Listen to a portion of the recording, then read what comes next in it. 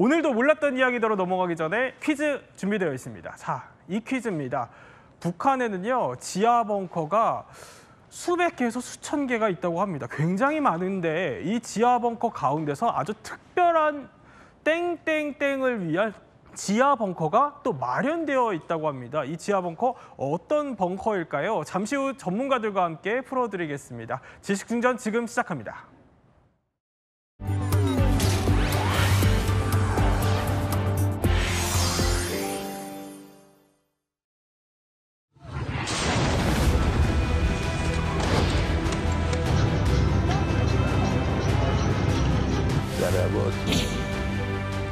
از سوی جمهوری اسلامی ممکنه پذیرش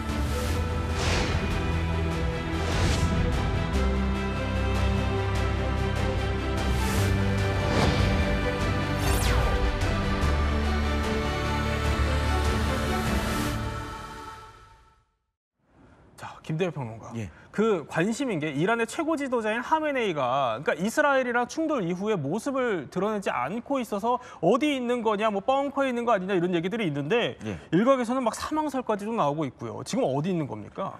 사실 지난 13일 이스라엘이 이란을 전격 공습한 이후로는 공식 석상이 나오질 않고 있어요. 그러니까 이제 영상이라던가 아니면은 이제 SNS를 통해서 예. 뭔가 이제 강경한 이런 메시지를 전달은 하고 있는데 이란 반체제 매체들에 따르면은 13일 이스라엘 공습 이후에 네. 어디 지하 벙커로 숨은 것이 아니냐 이제 창문도 없고 예, 그렇죠? 예. 그런 얘기들이 지금 흘러나오고 있고 또 한 가지로는 이제 과거 우리가 이제 9.11 테러 때 악명 높은 테러리스트 중에 한 명이었죠. 빈라덴도 사실 9.11 테러 일어난 다음에는 자취를 감추면서 저렇게 영상이나 메시지를 이렇게 자꾸 전달했거든요.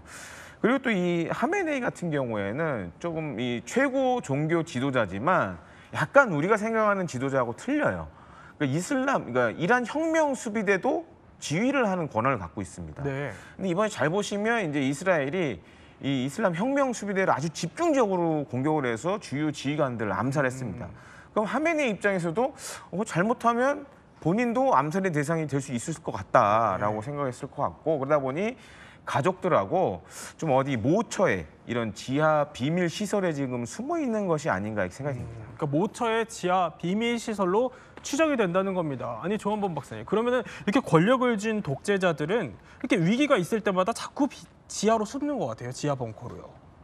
우리도 벙커 있어요. 지금 이제 용산에도 있고 네. 지금 공개됐지만 청와대 저는 안 가봤지만은 지금 공개된 이후에 청와대도 벙커가 있어요. 근데 그런 의미의 벙커는 아니고 예. 그러니까 위기 시에 보다 안전한 시설에서 왜냐하면 최고 지도자가 제일 중요하니까.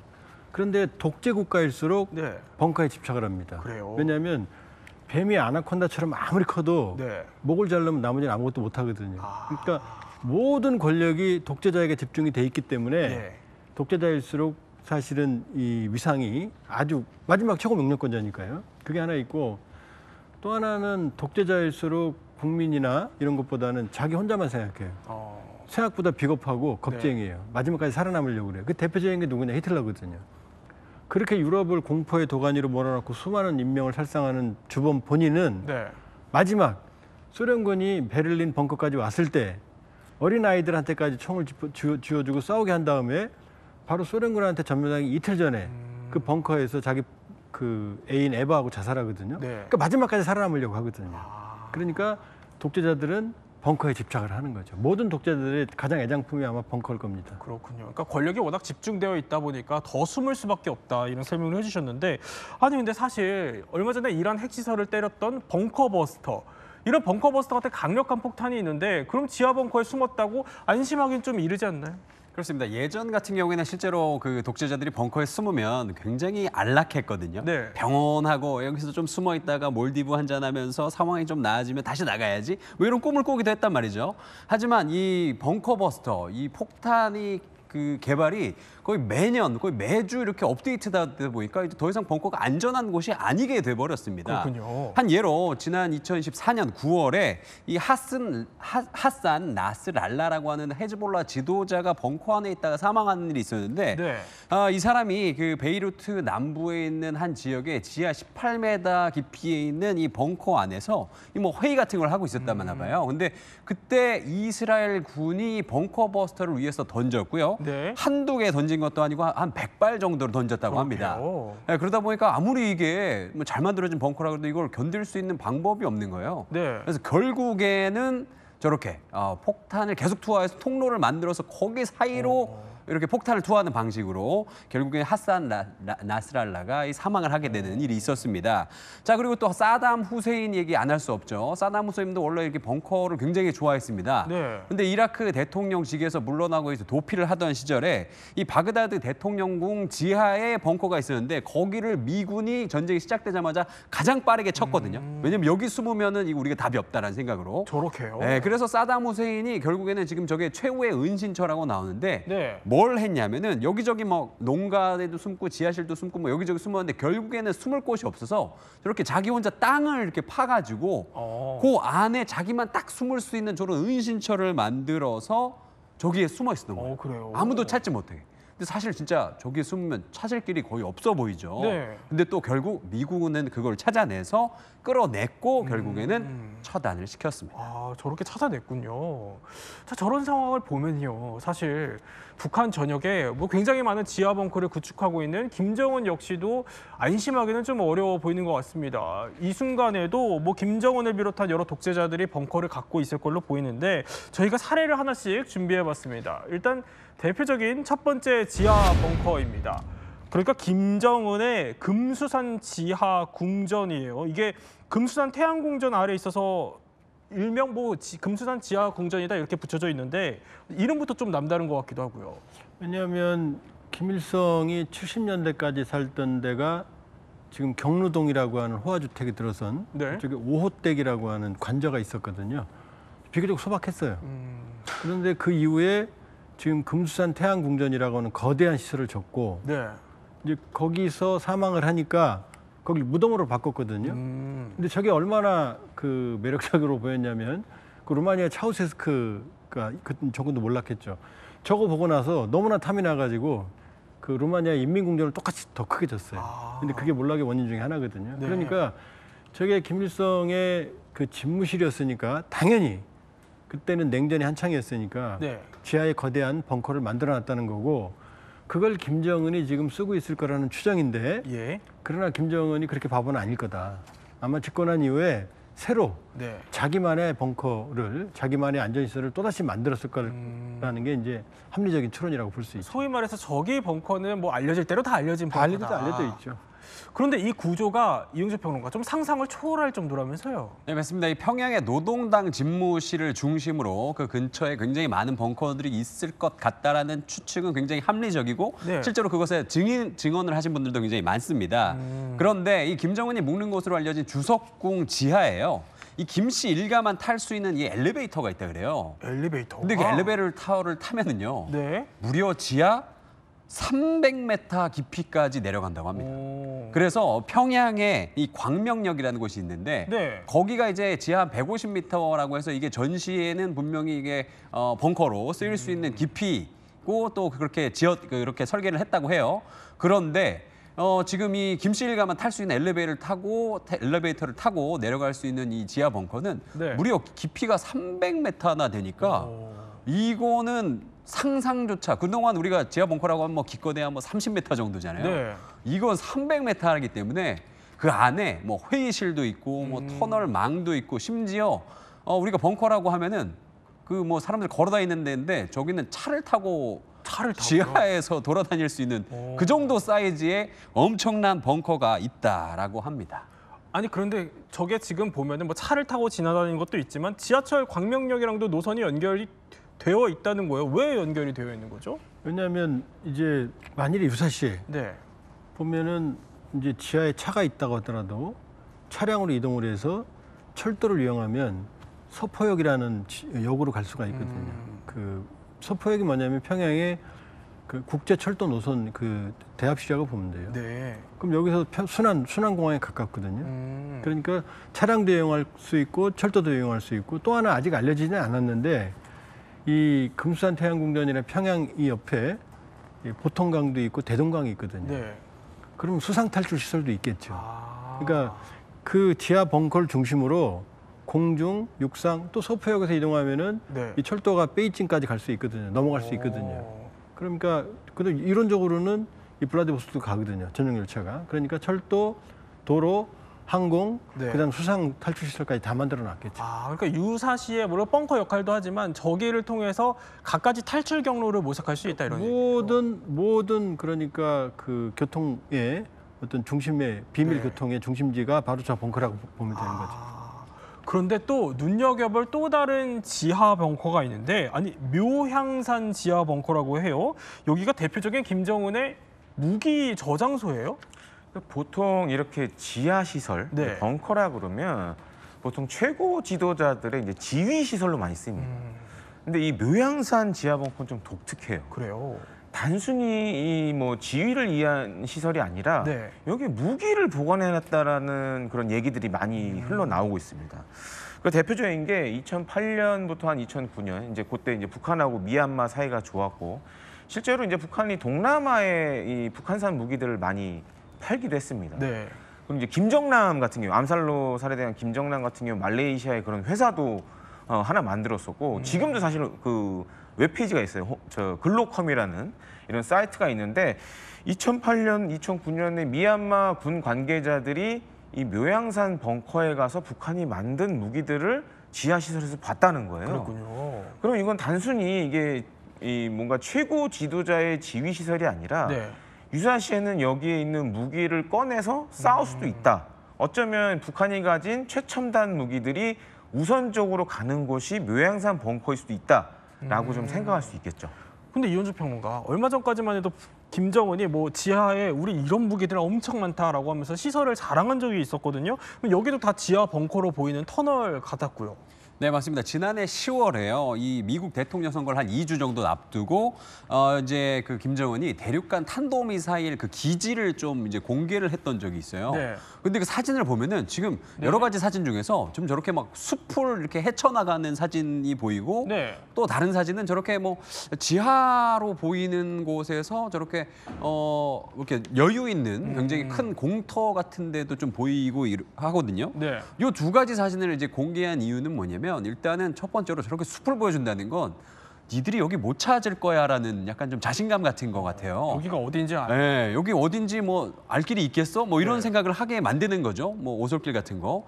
그리고 그 다음에 지하 벙커를 보여준다는 건 이렇게 아무도 찾을 수 없는 곳에 이런 지하 벙커, 이렇게 엄청 큰 규모의 지하 벙커가 있고 거기에서 나는 대륙간 탄도 미사일을 운용하는 시설을 갖췄으니 네. 미국이 우리를 좀 알아달라. 이런 걸 조금 굉장히 표현하고 싶었던 것 같습니다. 아니 뭐 우리가 뭐 금수산 벙커, 묘향산 벙커 쭉 짚어보고 있지만 북한의 지하 벙커가 이것뿐만이 아니라 북한 전역에 깔려 있다 이런 얘기들도 있어요. 네, 지하 벙커를 북한에서 본격적으로 만들기 시작한 건 이제 김정일 시대라고 알려졌는데요. 네. 그래서 우리가 지금 알고 있는 뭐 몇 가지 이야기 나눴던 이 지하 벙커들 외에도 북한의 이 여러 군데에 무려 그렇게요? 저렇게나 많이 지금 알려진 것만 저 정도고요. 사실은 네. 저거보다 훨씬 많게. 심지어 혹자는 막 5,000개 이상이 있을 거다. 5,000개요. 네. 그런 이야기를 합니다. 네. 근데 지금 저렇게 뭐 증언에 따르면은 저 지하 벙커들끼리 뭐 연결이 돼 있어서 거기를 김정일이 뭐 자전거를 타고 이동을 했다. 뭐 이런 증언도 있었고요. 그리고 이 지하 시설들이 각자 막 이 개성이 있습니다. 네. 우리가 이야기 나눴던 뭐 금수산 지하 벙커나 뭐 묘향산 벙커 같은 경우는 뭐 말씀하셨듯이 김실가가 숨어야 될 곳이나 뭐 아니면은 뭐 화학 무기 같은 걸 저장시켜 놓는 곳이다. 뭐 이렇게 알려졌는데 네. 뭐 예를 들어서 자강도 상한악 벙커 같은 경우에는 통신 기술을 좀 집약을 시켜 놓은 곳이다. 뭐 이런 이런 이야기가 있고요. 또 삼지연 벙커 같은 경우에는 김일성 일가의 여름 별장으로 쓰였다. 뭐 이런 이야기도 있고요. 그리고 또 미사일 기지, 그러니까 벙커인데, 그러니까 벙커 버스터로 뚫을 수 없는 그 벙커를 만들어 놓고 거기서 미사일을 개발해 버리면 네. 이거는 어떻게 막을 방법이 없잖아요. 그래서 그런 식으로 굉장히 북한 전역에다가 지하 벙커를 굉장히 많이 만들고 이제 거기를 이제 군사 개발로 이용하는 이런 일들이 굉장히 많은 것으로 보입니다. 그럼 이쯤에서 퀴즈 정답이 나온 것 같습니다. 퀴즈 한번 다시 볼까요? 자, 북한에는 김일성, 김정일 초상화와 동상을 위한 지하 벙커가 있어요? 네, 맞습니다. 그게 이제 삼지연 벙커 그리고 또 금수산 태양궁전 이런 벙커들인데요. 네. 거기에는 이제 그 초상화나 동상뿐만이 아니라 북한의 이런 이렇게 그들이 아껴야 할 이런 주체 사상, 네. 주체 사상을 위한 이런 자기들이 생각하는 유물 같은 것들이 있잖아요. 그런 것들을 이제 보관하는 그런 벙커도 있습니다. 그러니까 금수산 태양궁전 지하 지휘소에는 김일성, 김정일의 시신 안치 장소, 또 그리고 초상화, 동상 이런 것들이 다 질비하게 벙커 안에 있는 거군요. 그 북한에는요 모심통이라는 게 있거든요. 네. 그건 모든 배에 있어요. 배에도 김일성, 김정일 초상화가 있을 거 아니에요. 네. 그럼 배가 침몰하게 되면 제일 먼저 그 초상화를 그 모심통 안에 집어넣고 완벽하게 밀봉한 다음에 목에 걸고 탈출하거든요. 그럼 나중에 그 시신에서 그 김일성, 김정일 초상화만 그대로 나와요. 일본에서 그게 발견된 적이 있어요. 네. 그 정도로 거의 신성시하는 거죠. 그러니까 알려진 바에 따르면 금수산 태양궁전 지하 지휘소에는 시신이 안치되어 있고 지방 곳곳의 동상과 초상화가 전쟁 중에도 이걸 보관하기 위해 따로 마련된 시설들이 있다 이런 얘기군요. 일단 비상 상황에 걸리면 그 부대 인근의 부대는 제일 먼저 그 혁명 사적 본인들이 말하는 그다음에 초상화 그다음에 모자이크로 만드는 그러니까 타일로 만든 모자이크화가 있거든요. 동상 여기 경비를 먼저 써요. 그다음에 이동시킬 수 있는 건 다 안전한 곳으로 이동을 시키거든요. 그러니까 북한군은 아마 전쟁하기 힘들 거예요. 그거 먼저 지켜야 되니까. 네. 그 정도로 모든 매뉴얼이 돼 있어요. 신성시되는 것들을 보호하는. 그래요. 아니 근데 이쯤에서 궁금해지는 거는 북한이 사실 대북 제재나 이런 것 때문에 제대로 된 장비 같은 것도 없을 텐데 아니 이런 지하 벙커나 땅굴을 어떻게 만드는 겁니까? 그거는 우리가 잘 모르는 겁니다. 왜냐하면 북한이 땅굴 지하에 관심을 가진 건 6.25 때부터예요. 제공권을 상실하면서 어마어마한 폭격을 받으니까 그때부터 이 장비를 생산하거나 군수품을 만들거나 이런 건 모두 다 지화해 있어요. 그리고 우리가 처음에 땅굴을 발견한 게 74년이거든요. 네. 북한에는 7천국, 8천국이라고는 거의 군단급 건설 부대가 있거든요. 네. 이게 7천국, 8천국은 토목건설, 건축 다 하거든요. 그러니까 전문적으로 지하 관통을 할 수 있는 어쩌면 세계 최고의 능력을 갖춘 어떤 지하 건설 어떤 군부대가 존재한다고 볼 수. 장비는 딸릴지 몰라도 네. 여러 가지 노하우나 그동안에 축적된 경험을 보면은 상당한 능력을 가지고 있고 외국에도 많이 수출된 걸로 이미 알려져 있잖아요. 그렇군요.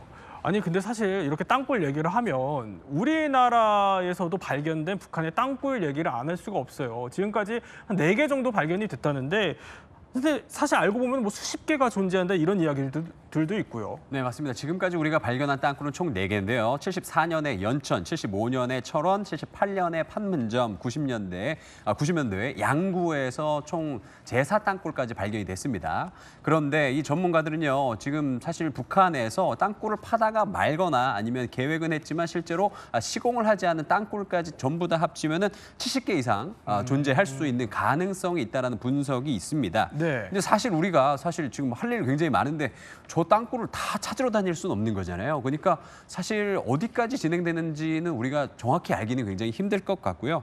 다만 우리가 이 땅굴이라는 게 사실 전쟁이 났을 때 우리의 뒤통수를 칠 수 있다라고 할까요? 굉장히 전략적으로 유용하게 쓸 수 있는 게 이 땅굴이기 때문에 앞으로도 우리가 굉장히 관심을 가지고 네. 집중적으로 좀 생각을 많이 해야 될 것 같습니다. 자, 그러면 다음 권력자의 지하 벙커가 또 준비되어 있다고 합니다. 김정은은 살펴봤고 다음은 푸틴의 흑해 지하 벙커입니다. 사실 이 벙커 구조도랑 내부 사진이 얼마 전에 유출이 됐었어요. 예.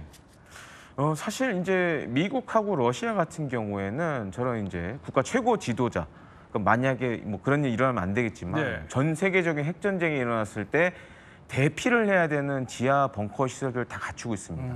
미국도 사실 알려진 것도 몇 개 있고 지금 네. 비밀리에 있는 것들도 있는데, 근데 러시아도 마찬가지. 그런 벙커 중에 하나가 바로 이 흑해 지하 벙커인데.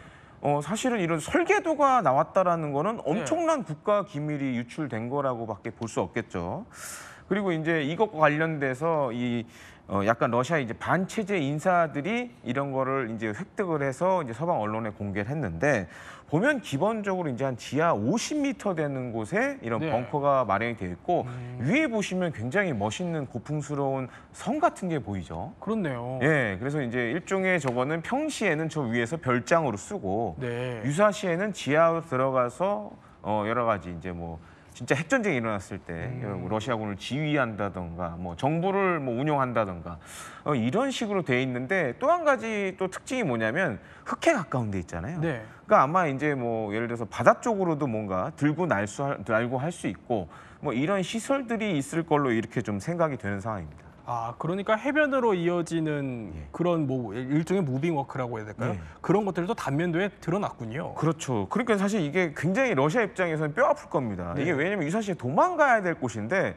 설계도를 알면 예를 들어 그러니까요. 벙커버스터로도 때릴 수 있고 그런 특징들이 있는 거죠. 제가 유학할 때 저 근처에 가봤거든요. 아, 소련 시절에. 그러셨어요? 왜 저게 벙커도 있지만 네. 사실은 휴가 시설도 있어요. 왜냐하면 저기가 온천이 있고 우리로 치면 제주도거든요, 저희가. 그러니까 휴양도 하면서 유사시 벙커도 같이 만들어 놓은 거죠. 아, 근데 이 벙커가 논란이 됐던 이유는 아까 잠깐 설명해 주셨던 것처럼 그 위에 이 호화 별장이 세워져 있었기 때문인데 아니 도대체 그 별장이 어땠길래 그렇죠? 이 별장의 가치부터 말씀드리자면은 1조 6,700억 원이라고 합니다. 1조요. 네, 그래서 이 부지가 한 17,600 제곱미터, 네. 한 5,200평 정도 되는데 거기에 이제 외관도 이제 궁전처럼 지어놨지만 이 내부도 이 궁전 못지않게 지어서 굉장히 큰 화제가 됐는데요. 네. 안에 일단 침실이 한 11개 정도 있고요. 11개요? 그리고 뭐 서재, 뭐 욕실, 개인 극장, 심지어 카지노도 있고 네. 심지어 막 폴댄스라 그러죠. 그 봉춤 그거를 네. 출 수 있는 뭐 이런 놀이 시설이라고 해야 될까요? 뭐 이런 것도 있어서 지금 나오는 게 지금 그 설계도를 바탕으로 AI 그림으로 이제 러시아의 반체제 인사 이 니발리 씨가 공개했던 그 영상입니다.